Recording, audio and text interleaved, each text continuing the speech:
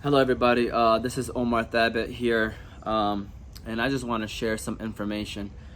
First of all, there's a lot of stuff going on, and I am not trying to take away from the Black Lives Matter movement.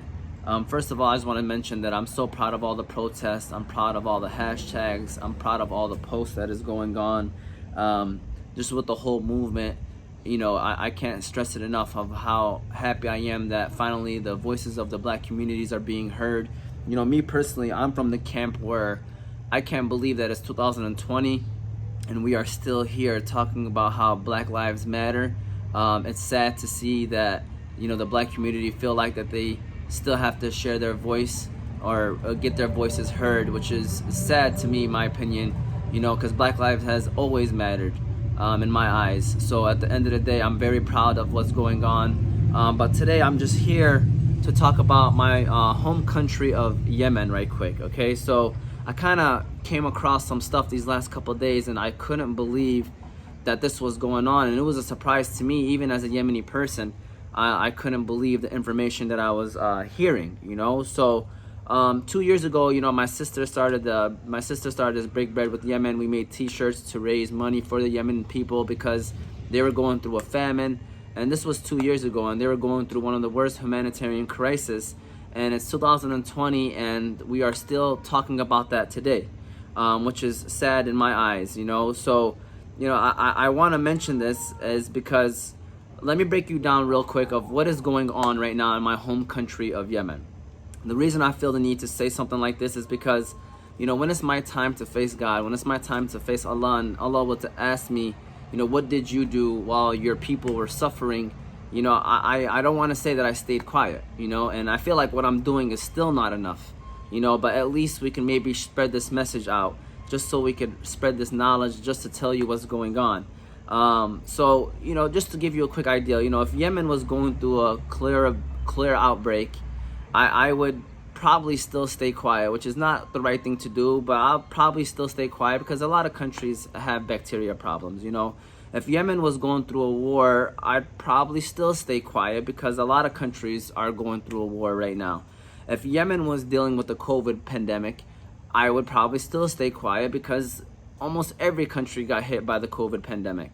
If Yemen was going through a famine, it would be hard for me to stay quiet. We did that a couple years ago, the Break Bread with Yemen, but even though we feel like it still wasn't enough, and again, I probably still stay quiet because they've been constantly going through this famine. What makes Yemen the worst humanitarian crisis in the last 100 years? This is not just me making this up. It's the worst humanitarian crisis in the last 100 years, is that it's dealing with all four of those problems at once. The cholera outbreak, which is an epidemic, the COVID-19, which is a pandemic. There are ongoing wars, not just a war, but there are wars in Yemen that may not be on the news every day, that you may not hear about.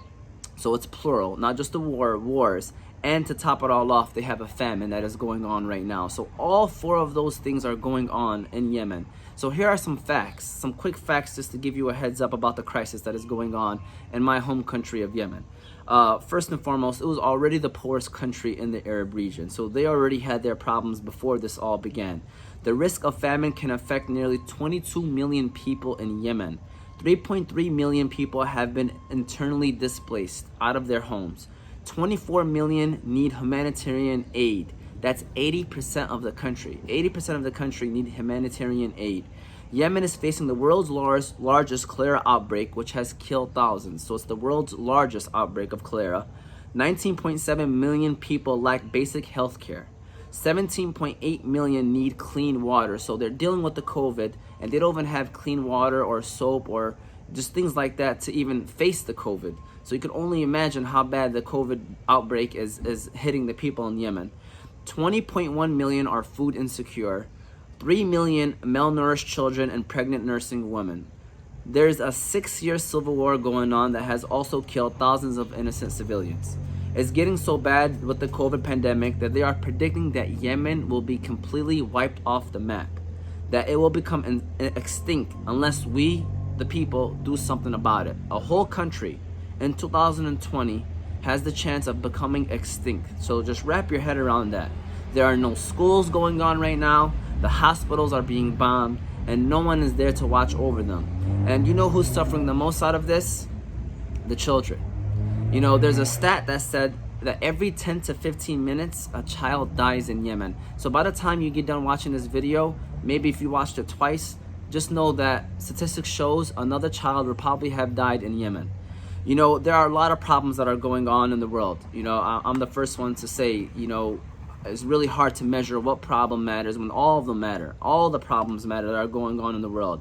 I just feel like as humanity, if we are all being tested right now, you know, in this test that we call life, I feel like we are all failing. You know, that's just me, and this is coming from a teacher. You know, and this is me speaking for myself as well. But overall, man, I just have nothing else to say. You know, what hurts me the most about all this is you really don't hear anything about this. Rarely do you hear this on the mainstream media. You know, you could go on Twitter, you could go on social media and probably find a hashtag about the Yemen crisis. But that's how I learned about this, was through social media. I did not read this on any news outlet. I did not see this on the outlet. It may be out there, but I don't think it's out there enough. And that's what hurts the most, is that there are people in Yemen who going through this every day, and yet we are treating it like it's not even there. That the lives of the people in Yemen does not matter. You know, so I wanted to share this with all of you so we can maybe motivate each other to do better. You know, and especially starting with myself. You know, I feel like this video is just not enough. But I attached the link, you know, to show you how you can help with this video. It gives you ways you can donate, to sign petitions, and you can also learn more about the crisis in Yemen. If you can't help, you know, at least share this video and share the link to spread awareness and to spread this message. And, you know, let's just hope for the best and keep praying. And that's some of us, that's all we can do. And let's just keep praying for each other. Thank you.